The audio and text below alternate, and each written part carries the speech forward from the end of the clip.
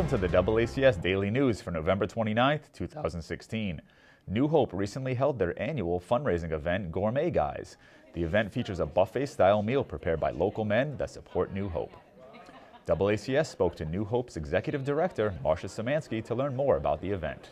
I'm happy to say that this event, we are celebrating our 27th year of Gourmet Guys, and Gourmet Guys is really about men stepping up to make a difference and to say that they are taking a stand against domestic and sexual violence.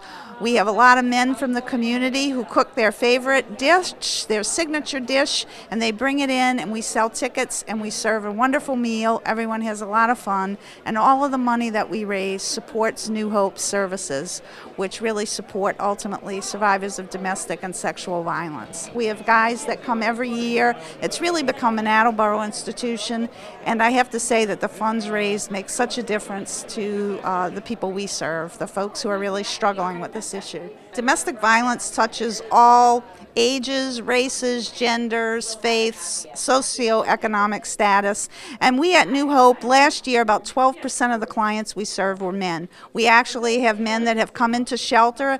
There's days of a battered woman's shelter are really gone because we take anyone in who's a victim of violence, and we know that men too can be victims of violence as well as children. We also know that there are some populations that are at a much higher risk, such as the disability community, such as people who identify as LGBTQ, people who are minorities, immigrants, particularly African American women are at higher risk.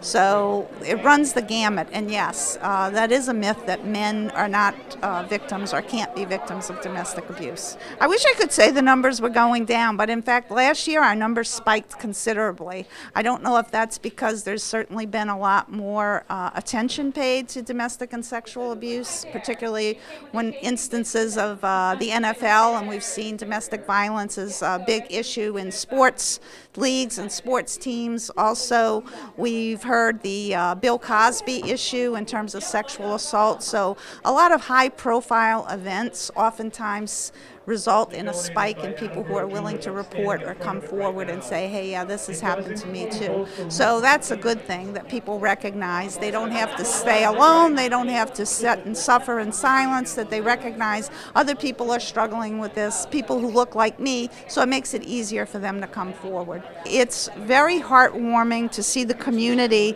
the chefs, the people from the community who come out and support it, to really say that the community is behind this effort, that this is really larger than New Hope, it's larger than what we can do alone, but that the community says we don't want to tolerate domestic or sexual violence in the greater Attleboro area, that we are really taking a stand and we want to do something to say that we support communities that are free from violence and free from exploitation. They're all volunteers, people working, the chefs, everyone is volunteering, so it's a great community effort. They see the impact either firsthand or through people they know that have been involved in domestic or sexual violence. They care about their families, their friends, they care about their community, and that's what it's about. It's about really stepping up and taking a stand and making your family, your neighborhoods, your communities a better place. So everyone I talk to here that's involved comes because they really care about this issue and they want to make a difference.